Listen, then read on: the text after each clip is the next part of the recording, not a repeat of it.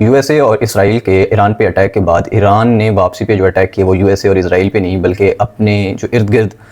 اسلامی ممالک ہیں ان پہ کیے ہیں، اور اس پہ پاکستان کے اندر سے بھی بہت ساری بحثیں چھڑی ہوئی ہیں۔ کچھ لوگ ہیں جو کہ ایران کے اس ایکٹ کو سپورٹ کر رہے ہیں، کچھ لوگ یہ کہہ رہے ہیں کہ واپسی پہ ان کو جو اٹیک تھے وہ امریکہ یا اسرائیل پہ کرنے چاہیے تھے، نہ کہ اپنے اسلامی بھائیوں پہ کرنے چاہیے تھے۔ پھر اس میں یہ موقع پھینک دیا جاتا ہے کہ نہیں، انہوں نے جو ہے اسلامی ممالک پہ اٹیک نہیں کیے بلکہ ان میں جو امریکن بیسز تھی ان پہ اٹیک کیے ہیں۔ اب اس سب میں ایک تو جیو اسٹریٹجیکل وار کی ٹیکٹکس ہوتی ہیں، ان میں ان کے تناظر میں ایران نے اٹیکس کیے ہیں۔ ان ریزنس کو اگر ہم سائڈ پہ بھی رکھیں اور یہ دیکھیں کہ جو لوگ یو اے ای، سعودیہ یا ان کے ساتھ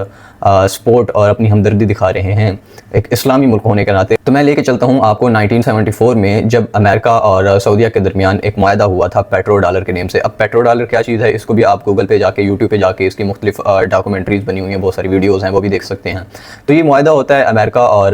سعودیہ کے درمیان، اور اس معاہدے میں طے یہ پاتا ہے کہ سعودیہ اپنا تیل جو بیچے گا اس کو وہ امریکن ڈالرز میں پرائز کرے گا، اور اس کے بدلے میں آنے والی جتنی بھی رقم ہوگی، جتنا بھی ریونیو جنریٹ ہوگا، اس کو وہ امریکن جو ہے ٹریجری بانڈز میں انویسٹ کر کے رکھے گا۔ اور یہ معاہدہ اس وقت میں ہوتا ہے جب 70s میں ویتنام وار کی وجہ سے امریکہ کی اکانومی کولیپس کر گئی تھی۔ امریکہ کی اکانومی کو بہت بڑا دھچکا لگا تھا، اور اس وقت اس کی اکانومی کو کھڑا کرنے میں اور مستحکم کرنے میں اس پیٹرو ڈالر معاہدے کا بہت بڑا کردار رہا ہے۔ جہاں امریکن اکانومی کو اتنا بڑا جائنٹ بنانے میں اور بھی بہت سارے فیکٹرز ہیں، اس میں اسلامی ممالک کا کردار اور ان کے ریسورسز کا بھی بہت بڑا اہم کردار ہے۔ اور اس میں ہم دیکھتے ہیں کہ آج کل کے دور میں جتنی بھی خلیجی ممالک ہیں ان کے امریکہ کے ساتھ بہت سارے معاہدے ہوتے رہتے ہیں، اور اس کے بدلے میں وہ امریکہ معاہدہ یہ کرتا ہے کہ میں آپ کو پروٹیکشن پرووائڈ کروں گا، اور وہ پروٹیکشن پرووائڈ کرنے کے لیے امریکہ وہاں پہ آ کے اپنی ملٹری بیسز بناتا ہے۔ اور پھر ہم یو ایس اے اور سوویت کی وار دیکھیں تو اس میں بھی ایک بہت بڑے اسلامی ملک جس کا نام میں نہیں لوں گا، اس نے سوویت کو ہرانے میں اور امریکہ کو سپر پاور بنانے میں بھی بہت کلیدی کردار ادا کیا۔ تو آج جو طاقت بھی امریکہ کے پاس ہے، اور پھر امریکہ نے اسرائیل کو بیک کیا ہوا ہے، اور اسرائیل جتنی بھی اٹراسٹیز کمٹ کر رہا ہے فلسطین میں، غزہ میں، انہوں نے جتنے بھی لوگوں کو مارا ہے،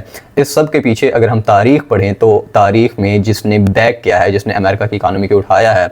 وہ اسلامی ممالک ہی ہیں۔ اصل میں وہ اسلامی ممالک ہیں یا نہیں ہیں، یہ فیصلہ میں آپ کے اوپر چھوڑتا ہوں۔ اور ایز اے مسلم اگر آپ چیزوں کو ڈیسائیڈ کرتے ہیں، ایک اسلامی تناظر میں اگر آپ فیصلہ کرتے ہیں، تو پھر آپ کو یہ دیکھنا ہوگا کہ کیا ایران کا جو ہے سعودیہ پہ یا ان ممالک پہ اٹیک کرنا غلط ہے یا ٹھیک ہے۔